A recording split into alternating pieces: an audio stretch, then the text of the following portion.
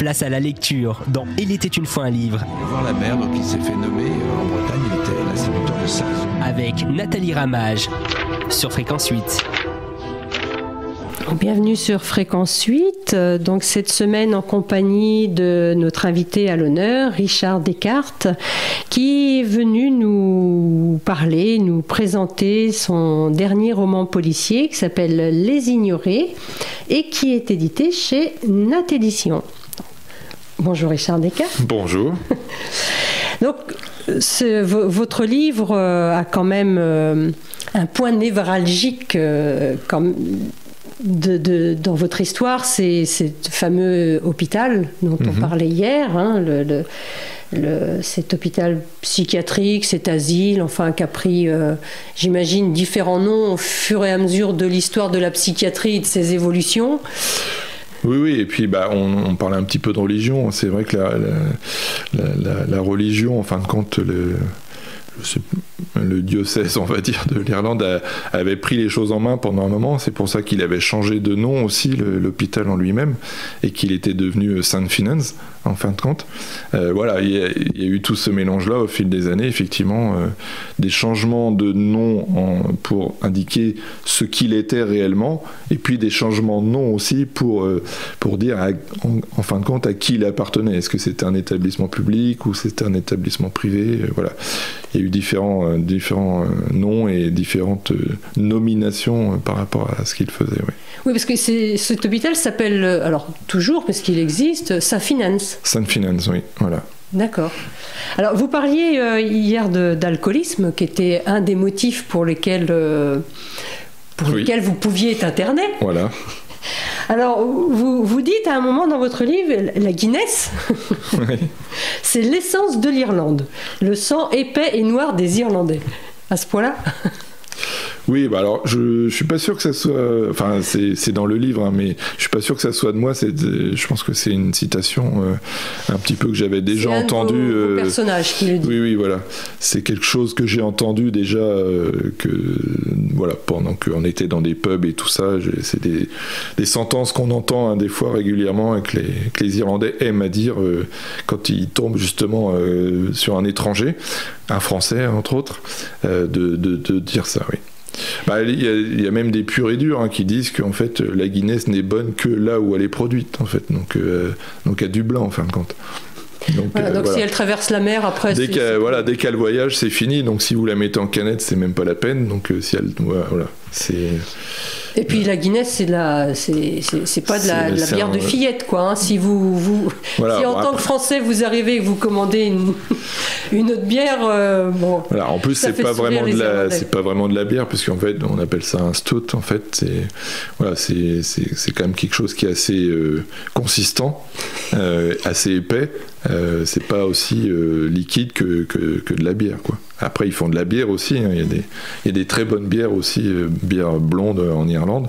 Ils font aussi de la très bonne bière rousse. Voilà.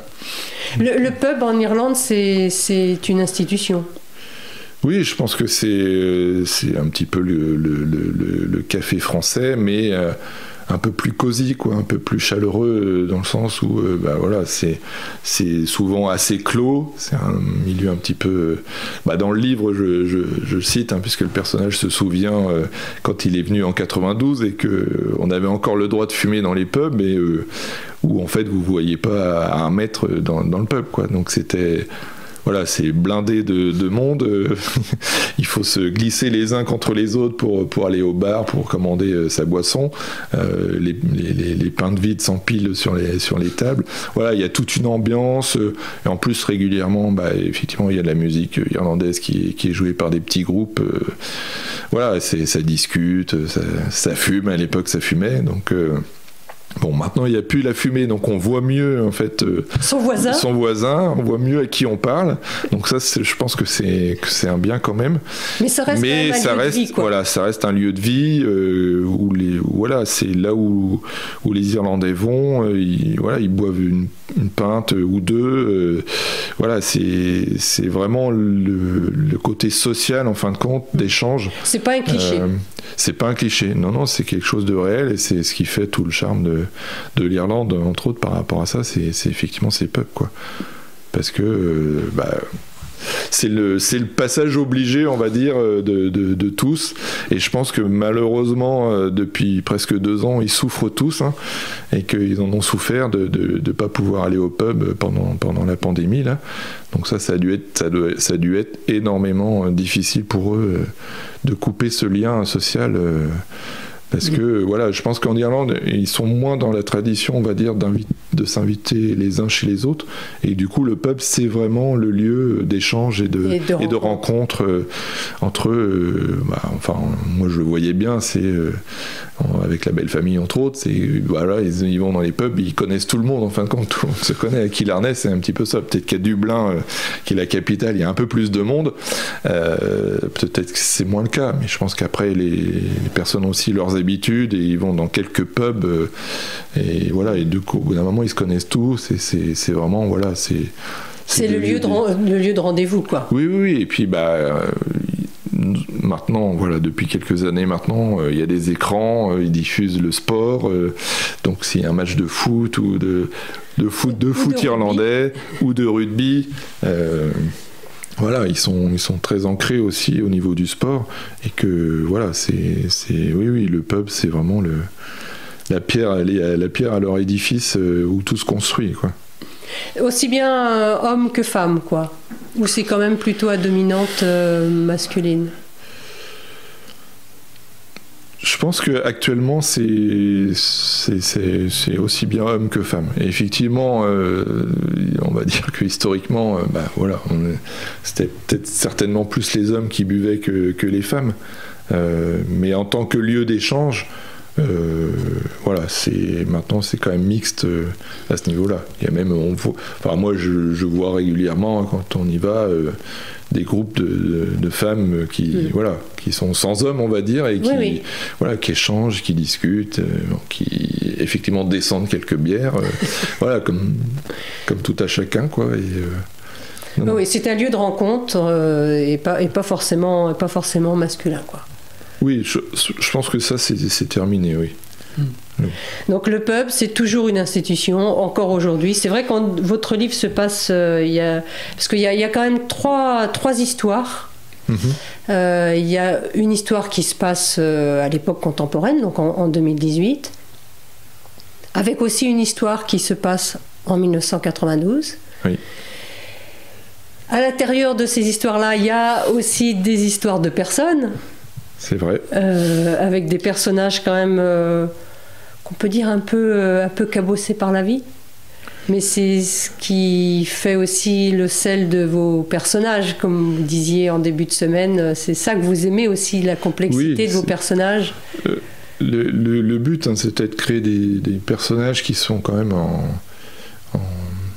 en adéquation, on va dire, avec l'histoire et avec le lieu où ils sont. Donc effectivement, il y a l'inspectrice en chef de Killarney qui a ses propres bagages et qui a une histoire effectivement liée au pays, liée à Killarney, liée à l'Irlande, liée à tout ce qui peut y avoir effectivement comme lourdeur ou comme tabou existant en Irlande. Bon, elle est coriace quand même, hein. C'est vrai que de premier abord, elle n'est pas forcément, c'est pas forcément l'Irlandaise la plus accueillante, hein. C'est sûr, je pense que voilà, quand on découvre son histoire au fil du livre, on comprend pourquoi elle s'est quand même forgée une petite carapace et puis un caractère moins accessible, on va dire, que la moyenne. Là, vous êtes indulgent, hein. Oui, bon, moi je la comprends. Je comprends pourquoi elle est comme ça et que. Ah non, bien sûr. Elle repousse les gens avant de les accueillir, quoi. C'est clair. Disons qu'elle attaque c'est un moyen de défense comme un autre. Voilà, hein. Exactement, oui. Après, c'est vrai que son histoire, on la découvre pas tout de suite. Et avant d'avoir des éléments de compréhension sur son caractère. Elle est quand même pas forcément, c'est pas le personnage la plus sympathique, quoi. Oui, et je voulais créer des personnages qui ne créent pas d'empathie tout de suite. C'est-à-dire de dire, on les découvre, ils sont pas brute de décoffrage, mais comme vous disiez, en fait, quand même, elle est un peu frontale, hein, quand oui, même. mais comme vous disiez, cabossée par la vie, c'est-à-dire qu'ils arrivent, ils ont déjà des plaies, des bosses. Et voilà, il faut creuser un petit peu et ça prend du temps parce que effectivement ils ont une sacrée carapace de cette vie qu'ils ont vécue. Et Xavier, effectivement, l'inspecteur français, lui, il arrive un petit peu comme un chien dans un jeu de quilles, quoi, au niveau de l'Irlande. Et c'est pour ça que elle, d'emblée, elle l'accueille pas à bras ouverts, c'est évident. Alors, juste pour dire, ça c'est vraiment tout début de l'histoire, c'est vrai que c'est un inspecteur parisien qui est envoyé en Irlande à la suite d'un meurtre d'un Français et il doit rapatrier le corps. C'est pour ça qu'on l'envoie là-bas. Voilà, lui, à la base, c'est une mission toute simple, même si on comprend qu'il a été un petit peu désigné volontaire. Et que je pense qu'il se serait bien passé d'y aller parce que on va apprendre que lui il a une petite histoire avec l'Irlande aussi, mais pour lui c'est une mission toute simple, il va là-bas, il fait des constatations, il fait en sorte que tout se passe bien et qu'il puisse revenir en France avec le rapatriement du corps de ce Français qui a été découvert assassiné dans l'hôpital justement.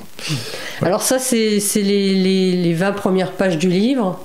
Donc comme votre livre il en fait 450 on se doute, ou presque 500, on se doute bien que le pauvre inspecteur il n'est pas là pour une journée, quoi. Oui, ça va pas être va pas être aussi simple qu'il pouvait l'espérer, c'est un euphémisme, oui. Et c'est comme sa hiérarchie a l'air d'être contente de s'en débarrasser et de l'envoyer un petit peu au vert. En Irlande, ça peut s'entendre, hein. Ça va bien. Oui. Oui, lui, il va renouer avec une histoire passée, et puis c'est surtout lui, en fin de compte, qui va vouloir mettre son nez un petit peu partout, là où effectivement l'inspectrice irlandaise, elle, est plus dans la retenue, en fin de compte. Dans la retenue, puis c'est aussi un produit de son histoire et de sa société. Voilà, oui, donc c'est-à-dire que sa finance. Par rapport à l'hôpital, on sent bien qu'elle, elle veut pas rouvrir les vieux dossiers, quoi. Voilà. Aller à l'intérieur, c'est pas vraiment le truc qu'elle aimerait faire, donc qu'elle va aimer faire. Donc, par contre, le Français, lui, il est curieux. Il se dit, mais voilà, vu qu'il connaît pas, il veut découvrir ça et il veut à tout prix aller visiter cet hôpital, s'imprégner un petit peu des lieux et tout. Et c'est lui qui va creuser en fin de compte pour découvrir quelle est l'histoire de cet hôpital. Dès le départ, c'est vrai qu'il a quand même l'intuition que cet hôpital est un petit peu le point névralgique de toute cette histoire, puisque les meurtres vont quand même un petit peu s'accumuler, enfin les cadavres vont un peu s'accumuler, et que tout les ramène à cet hôpital. Et c'est vrai que pour cette inspectrice, alors je ne connaissais pas les grades dans la police irlandaise. Il a fallu que j'aille chercher à quoi correspondait donc la chief. Alors comment vous dites, chief superintendante? Elle c'est chief superintendent, oui. Voilà. Donc effectivement, c'est c'est l'équivalent de notre commissaire. C'est c'est ça. Donc, en gros. C'est ça. Oui. C'est parce que c'est pas exactement ça. Si, mais après donner des équivalents, c'est compliqué. C'est effectivement dans une hiérarchie, elle commande le poste de police de Killarney, donc elle est chief superintendent, effectivement. En plus, alors c'est vrai parce que en fait, désolé de vous couper, mais effectivement, on le voit à la fin, il y a un commissionneur en fait qui arrive, donc que nous en français on pourrait traduire par commissaire, mais ce qui n'est pas le cas. C'est le commissionneur, il est vraiment encore au-dessus en fait des chief superintendents. Et alors, à sa décharge ou à sa charge, c'est vrai, quand il arrive et qu'il demande, il a rendez-vous, il doit être accueilli par le chef superintendant Callahan, et avec son, alors je vais pas dire avec son esprit masculin, mais il rencontre pour la première fois une femme, et donc il dit qu'il a rendez-vous, et il demande un thé, enfin, et en fait c'est elle, oui. Persuadée qu'il attend de voir un commissaire homme ou quoi. Oui, je voulais. Donc forcément que là, elle a... Là, c'est sûr que ça lui plaît pas. C'est que lui, voilà, venant comme ça. Après, il voit quelqu'un. Il la prend un peu pour une assistante finalement. Oui, parce qu'en fait, quand il rentre dans le commissariat, on va appeler ça comme ça, police station. Voilà, il voit quelqu'un qui est à l'accueil, donc en fait, il suppose que c'est le planton entre guillemets du poste de police et que ça peut pas être effectivement la super intendant, mais malheureusement, voilà, c'est elle en fait. Oui. Donc tout de suite, elle l'a pris en grippe, quoi. Voilà, c'est le fait que c'est pareil, c'est un peu expliqué au fur et à mesure de l'histoire, c'est de dire voilà, elle quelque part, voilà, elle s'est battue pour être là où elle est, malgré tous les aléas qu'on va découvrir après. Et donc du coup, qu'en plus un Français se pointe et commence en fin de compte à la prendre pour larbin de service, c'est sûr que ça part du mauvais pied pour lui, de toute façon. Là, c'est sûr qu'il n'a pas... Et en plus, il demande du café, là où eux, le café, ils boivent du thé. Donc, c'est plus, apparemment, ça a l'air plus être du jus de chaussette que du vrai café. Hein. Donc, alors en Irlande, c'est clair, c'est pas un pays à café, donc à part le café en poudre, voilà, c'est un buveur de café et un bouffeur de grenouilles, quoi. Voilà, en plus. Pour les Irlandais, c'est quand même comme ça qu'on l'appelle, hein, le bouffeur de grenouilles. Hein. Alors là, tout est dit. On a tout de suite une image sublimée du français pour les Irlandais. Oui, je pense que... moi, pour aller en Irlande quand même régulièrement, moi, je parlais de la dualité entre le catholicisme et puis l'esprit celte chez les Irlandais. Et pour la France et les Français, c'est un peu la même chose. C'est-à-dire qu'il y a une petite dualité des fois qui est la partie, on va dire, anglophone de chez eux qui peut se moquer un petit peu des Français, mais en même temps, voilà, il y a des liens avec la France qui sont indéniables et qui sont très forts, quoi. Qui justement passent au-delà de cette grosse partie qui est entre les deux, là, qui s'appelle l'Angleterre. D'accord. Bon, en tous les cas, donc, je rappelle le titre de votre livre, Les Ignorés. Peut-être que demain on saura pourquoi vous l'avez appelé comme ça. Donc, chez Nat Éditions. Et nous, on se retrouve demain parce qu'on a encore 2 jours à passer ensemble. À demain. À demain. Richard Descartes, Les Ignorés. L'aîné des Doherty bouillonnait.